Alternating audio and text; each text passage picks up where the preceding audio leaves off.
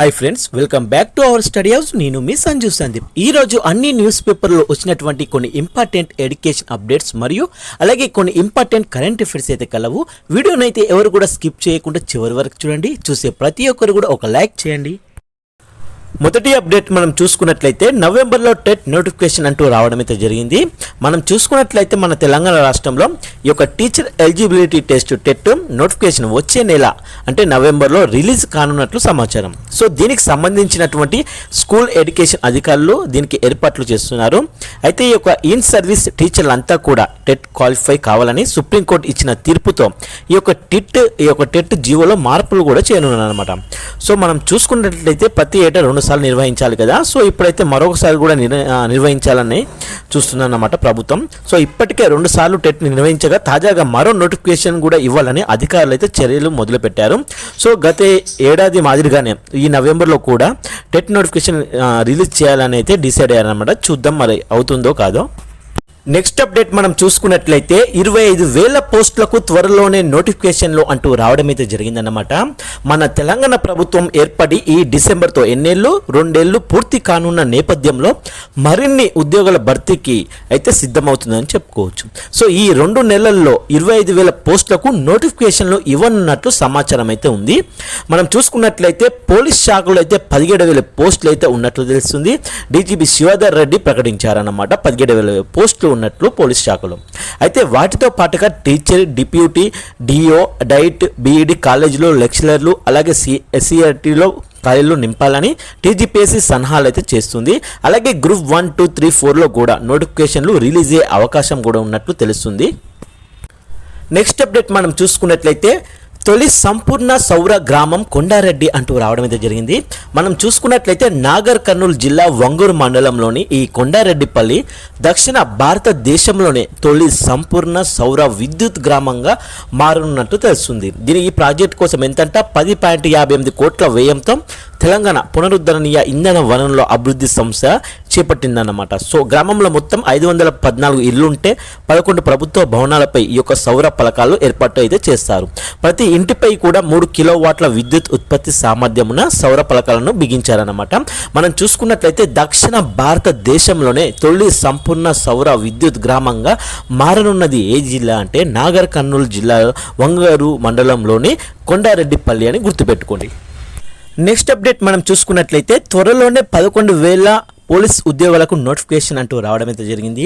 ఆంధ్రప్రదేశ్లోని పోలీస్ శాఖలో ఖాళీల భర్తీకి త్వరలోనే నోటిఫికేషన్ విడుదలే అవకాశం ఉందని తెలిపారు. ఈ యొక్క ఉద్యోగాల భర్తీ చేయాలని ఇటీవల డీజీపీ హరీష్ కుమార్ గుప్తా ప్రభుత్వానికి లేఖ కూడా రాయడం జరిగింది. సో ఈ ఏడాది ఆగస్టు 31 నాటికి 11,639 ఖాళీలు ఉన్నట్టు తెలిపారన్నమాట. సో ఇందులో చూసుకుంటే సివిల్ ఎస్ఐకి 315 గాను, సివిల్ కానిస్టేబుల్ వచ్చేసి 3,580 గాను, ఆర్ఎస్ఏ పోస్టులు 96 గాను, ఏపీఎస్పీ కానిస్టేబుల్ పోస్టులు 2,520 గాను ఉన్నట్లు తెలిపారు. నెక్స్ట్ అప్డేట్ మనం చూసుకున్నట్లయితే మరోసారి డిఎస్సి అంటూ రావడం అయితే జరిగింది. నవంబర్లో టెట్, జనవరిలో నోటిఫికేషన్, మార్చిలో పరీక్ష అంటూ మనం చూసుకున్నట్లయితే ఆంధ్రప్రదేశ్ రాష్ట్రంలో ఉపాధ్యాయ ఉద్యోగుల కోసం ఎదురు చూస్తున్నటువంటి లక్షలాది మంది నిరుద్యోగులకు ప్రభుత్వం ఒక తీపి కబురు అయితే అందించిందని చెప్పొచ్చు. ఎన్నికల్లో ఇచ్చిన హామీకి అనుగుణంగానే ప్రతి ఏటా కూడా డిఎస్సి నిర్వహిస్తామని స్పష్టం చేసింది కదా. సో ఇందులో భాగంగానే ఈ ఏడాది నవంబర్ చివరి వారంలో ఈ యొక్క ఉపాధ్యాయ అర్హత పరీక్ష టెట్ కూడా నిర్వహించి అలాగే 2026 జనవరిలో డిఎస్సికి నోటిఫికేషన్ ఇచ్చి మార్చి కల్లా దీన్ని ఎగ్జామ్ కూడా పరీక్ష కూడా పెట్టడం జరుగుతుందని తెలిపారు. అలాగే ఈ యొక్క మనకు మార్చి పరీక్షలు పూర్తి చేసి వచ్చే విద్యా సంవత్సరం ప్రారంభమయ్యే నాటికైతే కొత్త ఉపాధ్యాయులని నియమించబోతున్నట్లు మంత్రి నారా లోకేష్ గారు అయితే తెలపడం జరిగిందనమాట. విద్యాశాఖ మంత్రి నారా లోకేష్ గారు. సో ఆంధ్రప్రదేశ్లో ఎదురు చూస్తున్నటువంటి ఆస్పిరెంట్స్కి చాలా మంచి అవకాశం అనుకోవచ్చు. సో బాగా ప్రిపేర్ అవ్వండి. నెక్స్ట్ అప్డేట్ మనం చూసుకున్నట్లయితే వచ్చే డిఎస్సిలో 1,803 పీఈటీ పోస్టులు అలాగే 261 హెచ్ఎం పోస్టుల భర్తీ అంటూ రావడం అయితే జరిగింది.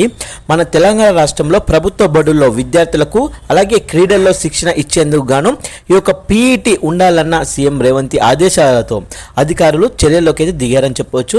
మొత్తం చూసుకుంటే 4,641 హై స్కూళ్లలో 2,800కు పైగా పాఠశాలలో ఈ యొక్క పీఈటీలు అయితే ఉన్నారు.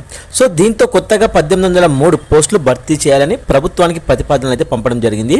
సో అటు కొత్త స్కూళ్ళల్లో కూడా 261 హెడ్ మాస్టర్ పోస్టులకు భర్తీకి కూడా ప్రపోజల్ చేశారంట.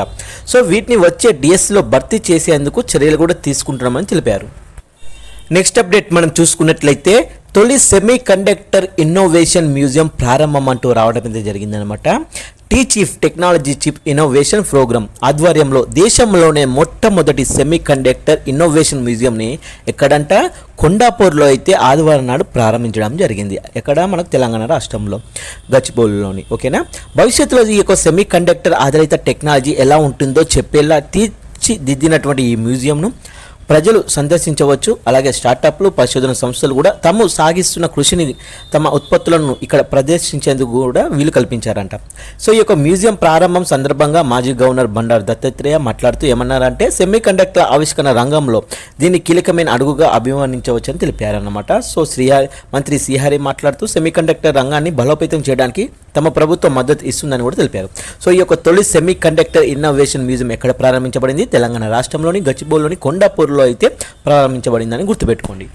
నెక్స్ట్ అప్డేట్ మనం చూసుకున్నట్లయితే నిరుద్యోగుల గరిష్ట వయోపరిమితి పెంపు అంటూ రావడం అయితే జరిగింది. ఎన్ని సంవత్సరాల నుండి ఎన్ని సంవత్సరాల వరకు? 34 నుంచి 42 ఏళ్ల వరకు. ఎక్కడ? మన ఆంధ్రప్రదేశ్ రాష్ట్రంలో నాన్ యూనిఫామ్ సర్వీసులోని పోస్టులకు నిరుద్యోగుల గరిష్ట వయోపరిమితిని 34 ఏళ్ల నుంచి 42 ఏళ్ల వరకు ప్రభుత్వం అయితే పొడిగించిందన్నమాట. సో యూనిఫామ్ పోస్టులకు వచ్చేసరికి గరిష్ట వయోపరిమితి 2 ఏళ్లకు పెంచింది. దీనికి సంబంధించి వేర్వేరుగా 2 ఉత్తర్వులను కూడా బుధవారం జారీ చేయడం జరిగింది.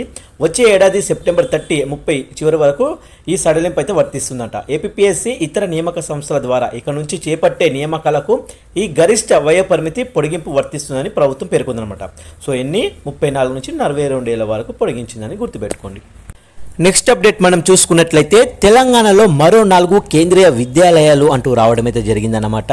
మనం చూసుకున్నట్లయితే తెలంగాణలో విద్యా అభివృద్ధికి 11 ఏళ్లుగా అన్ని రకములుగా సహకరిస్తున్న కేంద్ర ప్రభుత్వం తాజాగా మరో 4 కేంద్రీయ విద్యాలయాలను కూడా కేటాయించిందని చెప్పుకోవచ్చు. దీనికి కేంద్ర బొగ్గు గనుల శాఖ మంత్రి అయిన కిషన్ రెడ్డి ధన్యవాదాలు కూడా తెలపడం జరిగింది. ఇవి మరి ఎక్కడ వచ్చాయి? ఈ మన తెలంగాణ రాష్ట్రంలో ఎక్కడ మంజూరయ్యాయి మనం ఒకసారి చూసుకున్నట్లయితే భద్రాద్రి కొత్తగూడెం జిల్లా కేంద్రం ఉంది కదా, అక్కడైతే ఒకటి, మరియు ములుగు జిల్లా కేంద్రంగా ఒక గిరిజన ప్రాంతంలో, మరియు భద్రాద్రి కొత్తగూడెంలో అయితే ఆస్పిరేషన్లో డిస్ట్రిక్ట్ గాను, జగిత్యాల జిల్లాలో జగిత్యాల రూరల్ మండలం చెలగాల్లో, అలాగే వనపర్తి జిల్లా నాగవరం శివర్లో అయితే, అలాగే ఇవి కాకుండా గత 2 ఏళ్లలోనే తెలంగాణ కేంద్ర ప్రభుత్వం 400 కోట్లతో 832 PM శ్రీ స్కూల్స్, అలాగే సమగ్ర శిక్ష అభియాన్ పథకం కింద దాదాపు 2000 కోట్లను కేటాయించిందని తెలిపారన్నట్టు. అలాగే సుమారు 1000 కోట్లతో ములుగు జిల్లాలో కూడా సమ్మక్క సారలక్క సెంట్రల్ ట్రైబల్ యూనివర్సిటీని కూడా కేంద్ర ప్రభుత్వం ఏర్పాటు చేసిందని కిషన్ రెడ్డి గారు గుర్తు చేశారు. సో మరో 4 విశ్వవిద్యాలయాలు అయితే వస్తున్నాయి ఇక్కడ భద్రాద్రి కొత్తగూడెం, ములుగు జిల్లా, జగిత్యాల, వనపర్తిలో. నెక్స్ట్ అప్డేట్ మనం చూసుకున్నట్లయితే దేశంలో తొలి గ్రీన్ ఫీల్డ్ ప్రైవేట్ విశ్వవిద్యాలయం హరి అంటూ రావడం అయితే జరిగింది. మనం చూసుకున్నట్లయితే కనహ శాంతి వనం కేంద్రంగా కార్యకలాపాలు కొనసాగిస్తున్న శ్రీ రామచంద్ర మిషన్ హార్ట్ఫుల్నెస్ సంస్థ దేశంలోనే తొలి గ్రీన్ఫీల్డ్ ప్రైవేట్ విశ్వవిద్యాలయాన్ని త్వరలోనే లాంఛనంగా ప్రారంభిస్తున్నట్లు గురువారం ఒక ప్రకటనలో అయితే తెలపడం జరిగిందనమాట. దీనికి Hari Heartfulness academy of research innovation పేరుతో కన్హా శాంతివనంలో నిర్వహించనున్నామని, తమ వర్సిటీ డీమ్డ్ టు బీకి కేంద్ర ప్రభుత్వ అనుమతి కూడా లభించిందని హార్ట్ఫుల్నెస్ యొక్క సంస్థ ప్రతినిధులు వివరించడం జరిగింది. ఈ హరి విశ్వవిద్యాలయంలో స్కూల్ ఆఫ్ అగ్రికల్చర్లో బీఎస్సీ వ్యవసాయం, బీఎస్సీ ఉద్యాన పంటలు అలాగే కోర్సులు ప్రస్తుత విద్యా సంవత్సరంలోనే మొదలవుతాయని, వచ్చే విద్యా సంవత్సరం నుంచి engineering management, school of education, school of philosophies అందుబాటులో కూడా తీసుకొస్తున్నామని తెలిపారు. నెక్స్ట్ అప్డేట్ మనం చూసుకున్నట్లయితే ఎన్లీ సూచీలో దిగజారిన భారత్ పాస్పోర్ట్ అంటూ రావడం అయితే జరిగిందనమాట. మన భారత్ పాస్పోర్ట్ ఈ సంవత్సరం ఎన్లీ పాస్పోర్ట్ సూచీలో 85వ స్థానానికి పడిపోయిందన్నట్లు. సో ప్రస్తుతం భారత్ పాస్పోర్ట్ ఉన్నవారికి 57 దేశాల్లో వీసా లేకుండా ప్రయాణించే సౌకర్యం అయితే ఉంది కదా. సో గత సంవత్సరం భారత పాస్పోర్ట్ ఈ సూచీలో 80వ స్థానంలో ఉండే అనమాట, 80వ ర్యాంకులో ఉండే అన్నమాట అప్పుడు. సో మనం చూసుకున్నట్లయితే గత ఏడాది భారత్ పాస్పోర్ట్ కలిగిన వ్యక్తులు 62 దేశాల్లో వీసా లేకుండా ప్రయాణించే వీలు ఉండేది అప్పట్లో, గత సంవత్సరంలో అనమాట. సో ప్రస్తుతం అలా లేదు, 57 దేశాలకే పరిమితమైందని చెప్పుకోవచ్చు అనమాట. సో ప్రస్తుతం ప్రపంచంలో సింగపూర్ పాస్పోర్ట్ అత్యంత శక్తివంతమైనదిగా నిలిచింది. ఏది నెంబర్ స్థానంలో ఉంది? సింగపూర్ నిలిచిందనమాట. సో ఈ పాస్పోర్ట్ కలిగిన వారు 193 ప్రపంచ దేశాలు వీసా లేకుండా ప్రయాణించవచ్చు. ఎవరు? సింగపూర్ వాళ్ళు అనమాట.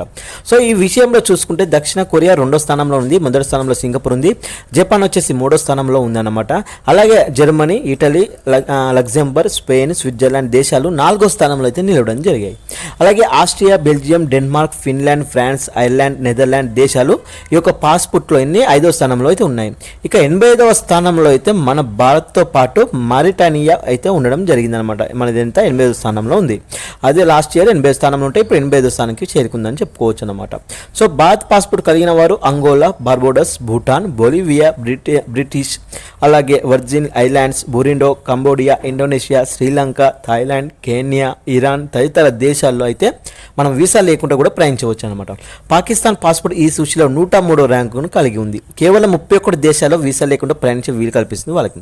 మొదటి స్థానంలో సింగపూర్ ఉందన్నది గుర్తుపెట్టుకొని మనది వచ్చేసి 85వ స్థానంలో ఉంది. 2వ స్థానంలో ఏమున్నది మనకు చూసుకుంటే మనకు దక్షిణ కొరియా ఉంది. 3వ స్థానంలో జపాన్ ఉంది. మనది 85వ స్థానంలో ఉంది. పాకిస్తాన్ వచ్చేసి 103 స్థానంలో ఉందని చెప్పి గుర్తుపెట్టుకోండి. మనది ఎప్పటి నుంచి ఎక్కడికి గత సంవత్సరం 80 స్థానం ఉంటే ఇప్పుడు 85కి చేరుకుంది.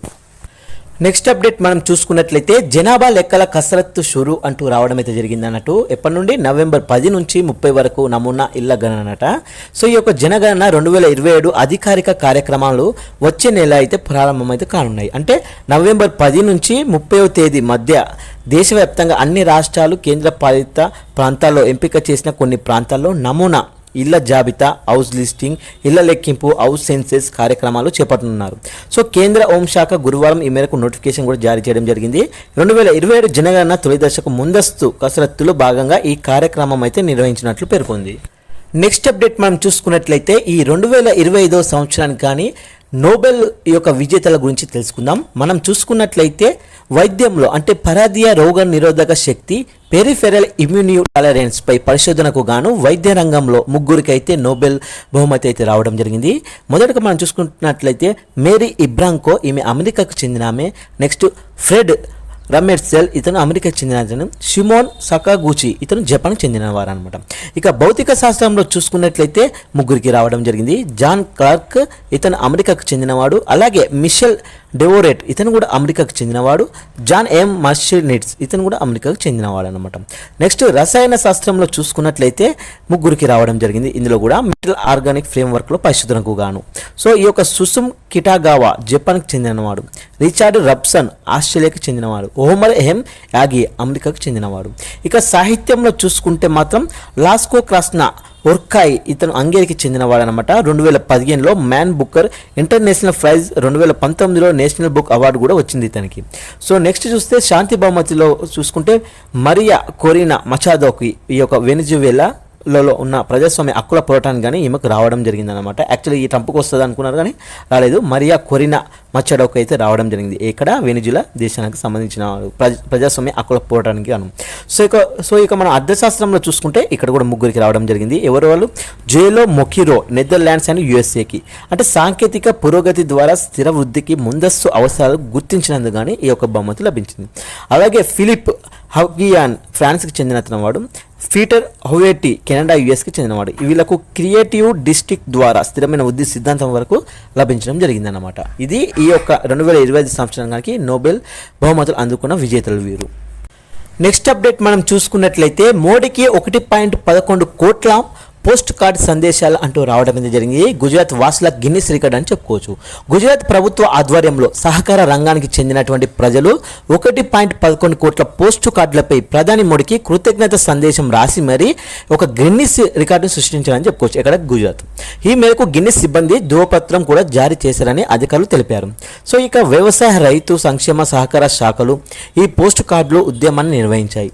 జీఎస్టీ సంస్కరణలు ప్రవేశపెట్టడంతో పాటు పలు ఇతర సంక్షేమ చర్యలు చేపట్టినందుకు గాను ప్రధానికి ఎంత 1,11,75,000 పోస్ట్ కార్డులపై కృతజ్ఞత సందేశం పంపినట్లు రాష్ట్ర ప్రభుత్వం ఒక ప్రకటనలో పేర్కొంది. ఇంత పెద్ద సంఖ్యలో ఇన్ని పోస్ట్ కార్డులు ఒకేసారి పంపడం రాసి చాలా అరుదు.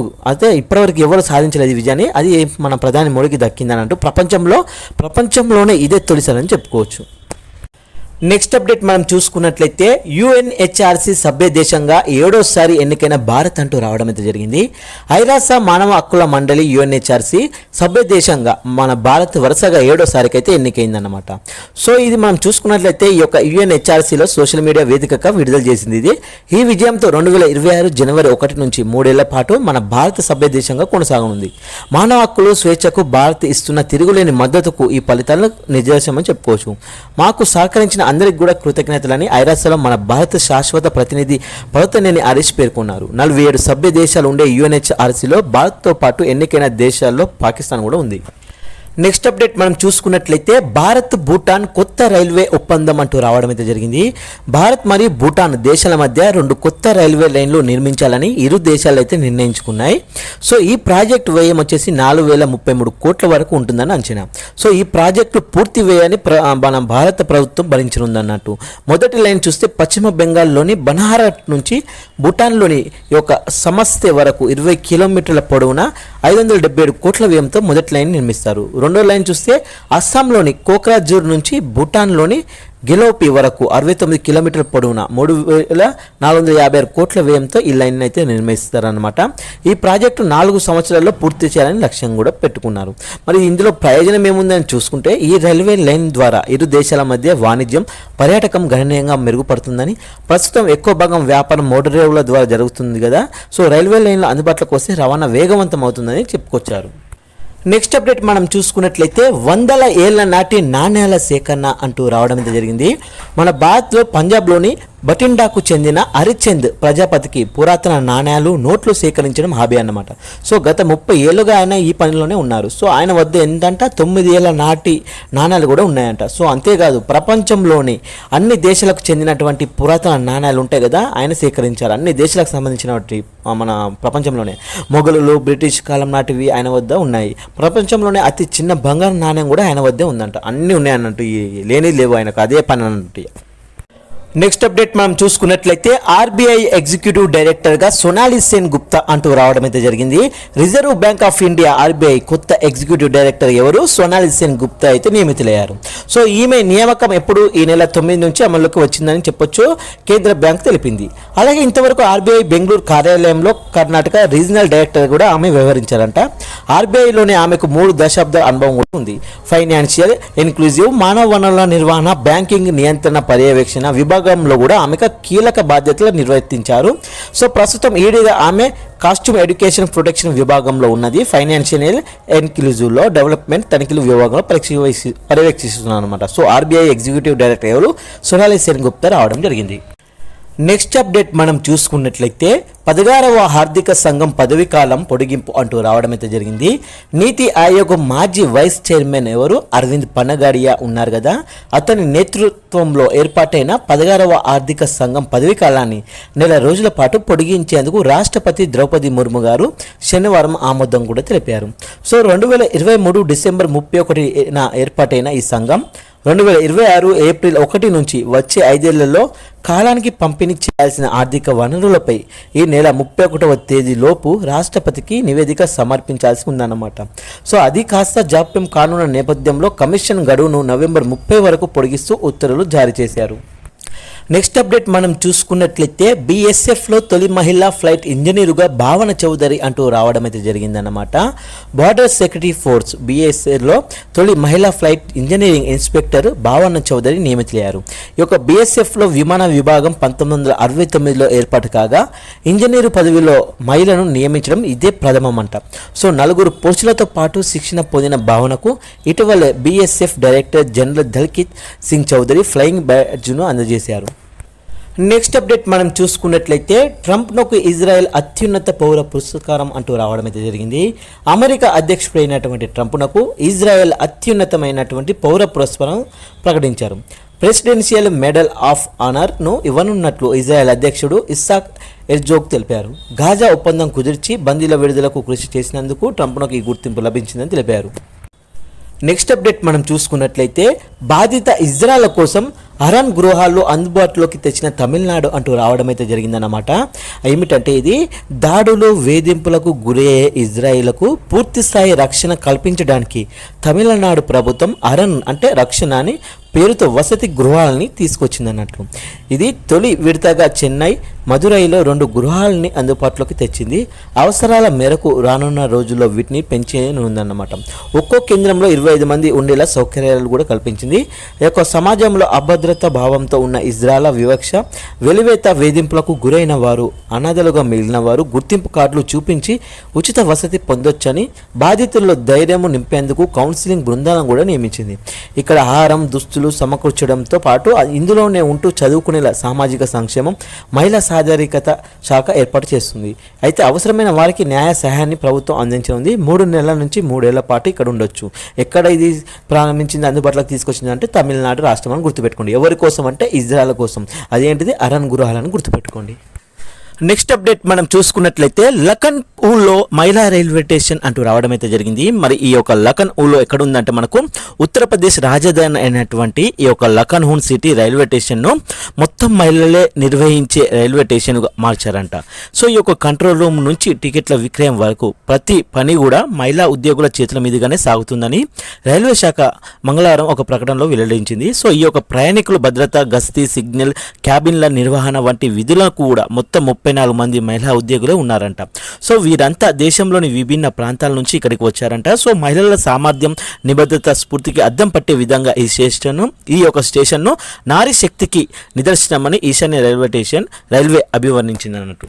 నెక్స్ట్ అప్డేట్ మనం చూసుకున్నట్లయితే ఇస్రో షార్ 141 పోస్టులకు దరఖాస్తుల ఆహ్వానం అంటూ రావడం అయితే జరిగింది. ఈ యొక్క ఇస్రో సతీష్ ధవన్ స్పేస్ సెంటర్లో 141 పోస్టులకు దరఖాస్తులు ఆహ్వానిస్తుంది. సో ఆసక్తి గల అభ్యర్థులు ఉంటారు కదా, ఈ నవంబర్ 14 వరకు అప్లై చేసుకోవచ్చు అన్నమాట. పోస్టును బట్టి 10th, diploma, ITI, degree, BSc, MSc, BE, BTech, ME, MTech, BLSc, nursing diploma ఉత్తీర్ణత సాధించి ఉండాలి. సో వయసు అయితే 18 నుంచి 35 ఏళ్ల మధ్యనే ఉండాలి. సో వీటికి సంబంధించిన వివరాల కోసం వెబ్సైట్ని సందర్శించి ఒకసారి నోటిఫికేషన్కి మీరు అప్లై చేసుకోగలరు. ఈ నవంబర్ 14 వరకు ఉన్నది. నెక్స్ట్ అప్డేట్ మనం చూసుకున్నట్లయితే రైల్వేలో 5,810 ఉద్యోగాలు అంటూ రావడం అయితే జరిగిందనమాట. So railway recruitment board RRB 5,810 NTPC పోస్టులకు గాను నోటిఫికేషన్ అయితే రిలీజ్ చేసిందనమాట. సో ఇది మనం చూసుకుంటే ఎప్పటి వరకు నవంబర్ 20 వరకు అయితే అప్లై చేసుకోవచ్చు దీన్ని. ఇది junior account assistant, assistant station master, goods guard, అలాగే traffic assistants, goods train manager, senior clerk లాంటి ఉద్యోగాలు అయితే ఉన్నాయి. ఇందులో వయసు చూసుకుంటే మాత్రం 18 సంవత్సరాల నుండి 33 ఏళ్ల మధ్య ఉండాలి అన్నమాట. డిగ్రీ పూర్తి అయి ఉండాలి. పూర్తి వివరాల కోసం ఇందులో వెబ్సైట్కి వెళ్ళి చూసుకోండి. ఈ నవంబర్ 20 వరకు అయితే ఉంది కాబట్టి అందరూ కూడా అప్లై చేసుకోండి. నెక్స్ట్ అప్డేట్ మనం చూసుకున్నట్లయితే పీఎం జన్మన్ అమలులో తెలంగాణకు 3వ ర్యాంకు అంటూ రావడం అయితే జరిగిందన్నమాట. ప్రధానమంత్రి జనజాతి ఆదివాసీ న్యాయ మహా అభియాన్ పీఎం జన్మన్ అమలులో మన తెలంగాణ రాష్ట్రం జాతీయ స్థాయిలోనే 3వ ర్యాంకును సాధించింది. సో ఇందుకు సంబంధించిన అవార్డును శుక్రవారం ఇక్కడి విజ్ఞాన్ భవన్లో నిర్వహించినటువంటి ఆది కర్మయోగి అన్నమాట. ఈ యొక్క అభియాన్ జాతీయ సదస్సులో రాష్ట్రపతి ద్రౌపది ముర్ము గారు ఉన్నారు కదా, ఆమె యొక్క చేతుల మీదుగా మన తెలంగాణ ప్రభుత్వం తరపున అలాగే ఈ యొక్క జాతీయ వ్యవహారాల సమన్వయ కార్యదర్శి అయినటువంటి గౌరవ్ ఉప్పలైతే అందుకున్నారన్నమాట. సో ఇది ఎందుకు గాను అని చెప్పి మనం చూసుకుంటే గిరిజనులు నివసించే ప్రాంతాల్లో మౌలిక వసతుల కల్పన, వైద్య, విద్య, జీవనోపాధిలో మెరుగుదల కార్యక్రమాలు చేపట్టినందుకు గాను తెలంగాణకి ఈ అవార్డు అయితే దక్కిందని చెప్పుకోవచ్చు. నెక్స్ట్ అప్డేట్ మనం చూసుకున్నట్లయితే ఫిబ్రవరి 8న సీటెట్ అంటూ రావడం అయితే జరిగింది. వచ్చే ఏడాది ఫిబ్రవరి 8న సీటెట్ నిర్వహించాలని సిబిఎస్ఈ నిర్ణయించుకుందన్నమాట. సో 20 భాషల్లో 132 నగరాల్లో ఈ పరీక్ష నిర్వహిస్తామని, పూర్తి వివరాలను కూడా సీటెట్ వెబ్సైట్లో త్వరలోనే అందుబాటులో ఉంచుతామని పేర్కొన్నారు. అయితే గత కొద్ది సంవత్సరాలుగా ఈ యొక్క సిబిఎస్ఈ ఆధ్వర్యంలో ఏటా జూలై మరియు డిసెంబర్లో సీటెట్ నిర్వహిస్తున్నారు కదా. సో చివరిసారిగా 2024 సెప్టెంబర్లో నోటిఫికేషన్ జారీ చేసి డిసెంబర్ 14న పరీక్ష జరిపారు. సో గత జూలైలో పరీక్ష నిర్వహించలేదన్నమాట. సో వచ్చే డిసెంబర్లో జరిపేందుకు సెప్టెంబర్లోనే నోటిఫికేషన్ జారీ చేయాల్సి ఉండగా అది వెలువడకపోవడంతో దేశవ్యాప్తంగా ఉపాధ్యాయ అభ్యర్థులు అయితే ఎదురు చూస్తున్నారని చెప్పొచ్చు. సో ఈ క్రమంలోనే సిబిఎస్ఈ ఏం చేసిందంటే శుక్రవారం నాడు అధికారికంగా సీటెట్ నోటిఫికేషన్ గురించి సమాచారం ఇచ్చింది. ఏమిటి, నెక్స్ట్ ఇయర్ 2026లో ఫిబ్రవరి 8న సీటెట్ వస్తుందని. నెక్స్ట్ అప్డేట్ మనం చూసుకున్నట్లయితే అదనపు కలెక్టర్లకు ప్రత్యేక బాధ్యతలు అంటూ రావడం అయితే జరిగింది. తెలంగాణ ప్రభుత్వం ఏం చేసిందంటే ఒక కీలక నిర్ణయం తీసుకుంది. అదేంటంటే అన్ని జిల్లాల్లో అదనపు కలెక్టర్లను ఫారెస్ట్ సెటిల్మెంట్ ఆఫీసర్లుగా నియమిస్తూ రేవంత్ రెడ్డి సర్కారు ఉత్తర్వులు అయితే జారీ చేసింది. అంటే జాయింట్ కలెక్టర్ పదవిని రద్దు చేసి ఆ బాధ్యతలను కూడా కలెక్టర్కే ఇచ్చారన్నమాట. సో దీంతో అటవీ భూముల సర్వే, హక్కుల నిర్ధారణ, సెటిల్మెంట్ పనులు వీరి పరిధిలోకి వస్తాయి. సో 1967 ఫారెస్ట్ యాక్ట్ కింద ఈ ఉత్తర్వులు జారీ చేశారన్నమాట వీళ్ళు. నెక్స్ట్ అప్డేట్ మనం చూసుకున్నట్లయితే ఆంధ్రప్రదేశ్లో టెట్ నోటిఫికేషన్ విడుదల అంటూ రావడం అయితే జరిగింది. ఆంధ్ర రాష్ట్రంలో అంటే ఆంధ్రప్రదేశ్లో teacher eligibility test TET notification విడుదలైంది. డిసెంబర్ 10 నుంచి 2 సెషన్లో పరీక్షలు అయితే జరుగుతున్నాయి. ఉదయం 9:30 నుంచి మధ్యాహ్నం 12 గంటల వరకు తొలి సెషన్, రెండో సెషన్ 2:30 నుండి మరియు సాయంత్రం 5 గంటల వరకు అయితే జరగనున్నాయన్నమాట 2 సెషన్లో. సో రేపటి నుంచి అంటే నవంబర్ 23 వరకు అయితే ఆన్లైన్లో దరఖాస్తు కూడా చేసుకోవచ్చు. డిసెంబర్ 3న అయితే హాల్ టికెట్లు డౌన్లోడ్ చేసుకోవచ్చు. మనకు డిసెంబర్ 10న అయితే ఎగ్జామ్ ఉంటుంది. వచ్చే ఏడాది జనవరి 19కు మనకు ఫలితాలు అయితే విడుదల కానున్నాయన్నమాట. సో మనం ఒకసారి చూసుకుంటే మనకు నోటిఫికేషన్ ఎప్పుడు రిలీజ్ అయింది? 24వ తారీఖు అక్టోబర్ ఈ నెలలో రిలీజ్ అయింది. సో ఓకేనా, ఫీజు చెల్లింపునకు అంటే ఈ అక్టోబర్ 24 నుంచి నవంబర్ 23 వరకు మనం దరఖాస్తు చేసుకోవచ్చు. ఓకేనా, మరి మనం చూసుకున్నట్లయితే ఇవి మనకు ఆన్లైన్ మాక్ టెస్ట్లు ఉంటాయి కదా, ఇవి హాల్ టికెట్ డౌన్లోడ్ ఎప్పుడు చేసుకుంటాం మనము? 3వ తారీఖున 12వ నెల అంటే డిసెంబర్న మనం హాల్ టికెట్ డౌన్లోడ్ చేసుకోవచ్చు. పరీక్ష తేదీ ఎప్పుడు అంటే మనకు 10వ తారీఖు అన్నమాట. డిసెంబర్ 10న మనకు ఎగ్జామ్ ఉంటుంది 2 సెషన్లో. ఉదయం 9 నుంచి 12 వరకు ఒక సెషన్, మధ్యాహ్నం 2:30 నుంచి 5 గంటల వరకు ఇంకొక సెషన్, ఇలా 2 సెషన్లు నిర్వహిస్తారు. మనకు కీ అనేది ఎప్పుడు విడుదలవుతుంది అంటే వచ్చే సంవత్సరం 2026 జనవరి 2న అయితే ఈ కీ అనేది విడుదల చేస్తారు. కీపై అభ్యంతరాలు ఏమైనా ఉంటే మాత్రం జనవరి 2 నుండి 9 వరకు మనము ఈ యొక్క అభ్యంతరాలు తెలుపుకోవచ్చును. ఇక తుది కీ విడుదల వచ్చేసి మనకు జనవరి 13వ తారీఖున వస్తుంది. ఇక ఫలితాల ప్రకటన వచ్చేసి 19వ తారీఖు జనవరి 2026 అయితే రావడం జరుగుతుంది. నెక్స్ట్ అప్డేట్ మనం చూసుకున్నట్లయితే చైనాలో రవీంద్రనాథ్ ఠాగూర్ విగ్రహ ఆవిష్కరణ అంటూ రావడం అయితే జరిగింది. ప్రముఖ చైనా శిల్పి యువాన్ జికున్ చెక్కినటువంటి నోబెల్ గ్రహీత రవీంద్రనాథ్ ఠాగూర్ విగ్రహాన్ని బీజింగ్లోని భారత రాయబారి కార్యాలయంలో ఆవిష్కరించారు. సో ఈ సందర్భంగా భారత రాయబారి ప్రదీప్ రావత్ మాట్లాడుతూ ఏమన్నారంటే, శతాబ్దం క్రితం చైనాలో ఠాగూర్ పర్యటన ఇరు దేశాల సంబంధాలు పరస్పర అవగాహనలో ఒక మైలురాయి అని, సార్వత్రిక మానవతావాదంపై ఆయన సందేశం, జిమోన్ లియోంగ్ కిచావో వంటి చైనా పండితులతో ఆయనకున్న స్నేహం 2 దేశాలకు స్ఫూర్తినిస్తున్నాయని తెలిపారు. నెక్స్ట్ అప్డేట్ మనం చూసుకున్నట్లయితే నూతన సిజేఐగా జస్టిస్ సూర్యకాంత్ అంటూ రావడం అయితే జరిగిందనమాట. మనం చూసుకున్నట్లయితే ప్రస్తుతం సిజేఐగా ఎవరున్నారు? బిఆర్ గవాయ్ గారు అయితే ఉన్నారు కదా. భారత సుప్రీంకోర్టు తదుపరి ప్రధాన న్యాయమూర్తిగా సిజేఐగా జస్టిస్ సూర్యకాంత్ నియమితులైతే కానున్నారు. సో మరి ఆయన పేరుని ఎవరు ప్రతిపాదించారు సార్ అంటే, ప్రస్తుతం ఉన్నటువంటి సిజేఐ జస్టిస్ ఉన్నాడు కదా బిఆర్ గవాయ్, అతను అయితే ప్రతిపాదించడం జరిగిందనమాట, సిఫార్సు చేశారనమాట. సోమవారం నాడు కేంద్ర ప్రభుత్వానికి సిఫార్సు చేశారు ఎవరు? బిఆర్ గవాయ్ గారు. సో రాష్ట్రపతి ఆయనను నియామకానికి ఆమోదించక దేశ 53వ ప్రధాన మూర్తిగా వచ్చే నెల అన్నమాట, అంటే వచ్చే నెల 24వ తేదీన బాధ్యతలు చేపడతారు. సో 23వ తేదీన ప్రస్తుత సిజేఐ జస్టిస్ గవాయ్ పదవి విరమణ చేయనున్నారన్నమాట. సో ప్రస్తుతం సీనియారిటీలో తన తర్వాతి స్థానంలో ఉన్నది ఎవరని చూస్తే జస్టిస్ సూర్యకాంత్ ఉన్నారన్నమాట. సో తదుపరి సిజేఐగా నియమించాలని సిఫార్సు చేశారు బిఆర్ గవాయ్ గారు. నెక్స్ట్ అప్డేట్ మనం చూసుకున్నట్లయితే ఔరంగాబాద్ రైల్వే స్టేషన్ పేరు మార్పు అంటూ రావడం అయితే జరిగింది. మరి కొత్త పేరు ఏంటో తెలుసుకుందాం. మహారాష్ట్రలోని ఔరంగాబాద్ రైల్వే స్టేషన్ ఉంది కదా, దాని పేరుని అయితే మార్చారనమాట. ఏం పేరు? అధికారికంగా ఛత్రపతి సంభాజీ నగర్ స్టేషన్గా మార్చినట్లు సెంట్రల్ రైల్వే ప్రకటించింది. సో 3 ఏళ్ల క్రితం ఔరంగాబాద్ సిటీ పేరును ఛత్రపతి సంభాజీ నగర్గా మార్చిన సంగతి మనకు తెలిసిందే. సో పేర్ల మార్పును కొందరు సమర్థిస్తుండగా మరికొందరు విమర్శిస్తూనే ఉంటారు. సో పేర్లు మారిస్తే రైళ్లలో అందరికీ సీట్లు దొరుకుతాయా, ప్లాట్ఫామ్స్ క్లీన్గా ఉంటాయా, టికెట్లు వేగంగా బుక్ అవుతాయా అని ప్రశ్నిస్తూ ఉంటారు. సో కానీ మనకి ఇప్పుడు అధికారికంగా మార్చబడిన స్టేషన్ పేరు అంటే ఏ రాష్ట్రంలో అంటే మహారాష్ట్రలోని ఔరంగాబాద్ రైల్వే స్టేషన్ ఉంది కదా, దానికి ఛత్రపతి సంభాజీ నగర్ స్టేషన్గా అయితే పేరు మార్చారని గుర్తుపెట్టుకోండి. చూశారు కదా ఫ్రెండ్స్, ఈరోజు అన్ని న్యూస్ పేపర్లో వచ్చినటువంటి ఇంపార్టెంట్ ఎడ్యుకేషన్ అప్డేట్స్ మరియు ఇంపార్టెంట్ కరెంట్ అఫైర్స్ అయితే. వీడియో నచ్చితే మాత్రం అలా చూసి వెళ్ళిపోకుండా ప్లీజ్ ఒక లైక్ చేయండి, షేర్ చేయండి. ఇప్పటి వరకు మన ఛానల్ని సబ్స్క్రైబ్ చేసుకుని వారు ఉంటే సబ్స్క్రైబ్ కూడా చేసుకోండి, సపోర్ట్ చేయండి ఫ్రెండ్స్. Thank you. జై హింద్.